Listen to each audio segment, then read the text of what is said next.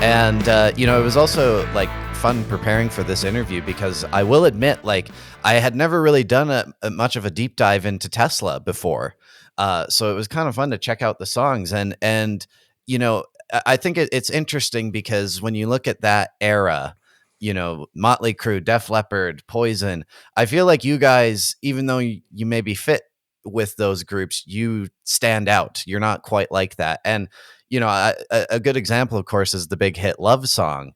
And I wanted to ask, because when I really listened to that song, I was like very impressed by how many guitars are on that song. Like, it's so layered. So how did you kind of arrange that and put that all together?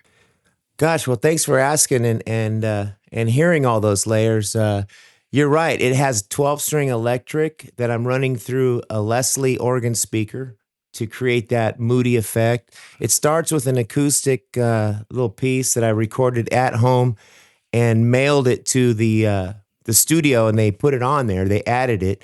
So yes, it takes you on a musical journey. But we were influenced a lot by 70s music. Led Zeppelin, the Stones, and the Beatles. And if you listen to the Stones, like Wild Horses or Angie, they always incorporated that moody acoustic layer. And when I was a kid, I wrote that song when I was about 17 on the music part of it, and our singer wrote the lyrics to the music that I had created on a 4-track. And one of my favorite things to do was experimenting with a cassette tape 4-track, overdubbing acoustic and electrics together and creating that kind of layering thing, mixing the two styles together, which was something that Jimmy Page did and Keith Richards and Peter Frampton. All my guitar heroes did that when you listen to those early records. And so I just incorporated that influence and made it kind of my own with that song. And it still works today when we play live. I do an acoustic solo intro, and then I put on the double neck and run it through a little warbly Leslie sound. And 40 years later, it's still getting people excited in concert. So I'm very grateful for that. Yeah. And, of course, it was like a top 10 hit, one of the biggest hits for the band. Was that like, kind of like, wow, like this is so cool to get to experience a hit song like that? Most definitely, because we weren't really an overnight success. We didn't have a one-hit blasting thing. We built our momentum up on our first album, touring and opening for just about everybody: Alice Cooper, David Lee Roth, Def Leppard, Poison.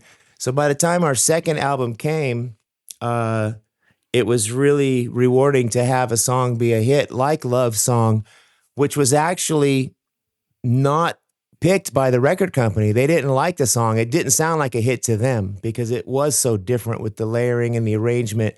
It wasn't your standard verse, chorus, boom, boom, boom, pop sounding hit. So the record company actually didn't want to release that song, but we fought for it.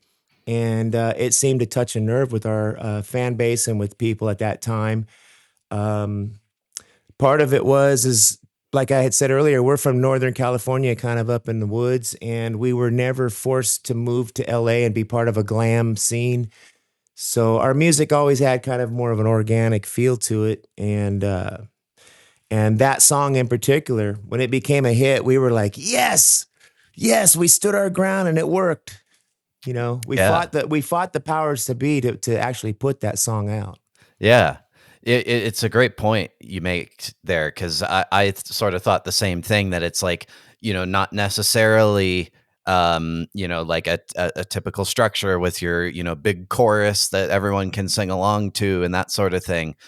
So it definitely, I think it definitely means a lot more when you can have a hit single where it's something and you're doing it your way, basically.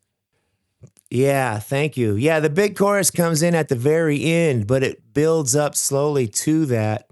Whereas the motto was back in those days, don't bore us, get to the chorus. There was a formula for writing a hit song back in the 80s, and they tried to to push that on us. And we did use that formula on some of our other songs, but with Love Song, we stayed away from that and we really wanted it to be different, starting with an acoustic thing and then building up and telling a story. And what's funny about that song is lyrically, it's about a breakup, and it's coming from the point of view of the singer. The guy is singing to a friend and consoling her about a breakup. But a lot of people will use that song in their weddings, thinking it's about love, but it's about love finding a way to someone who's been heartbroken. Yeah. Yeah.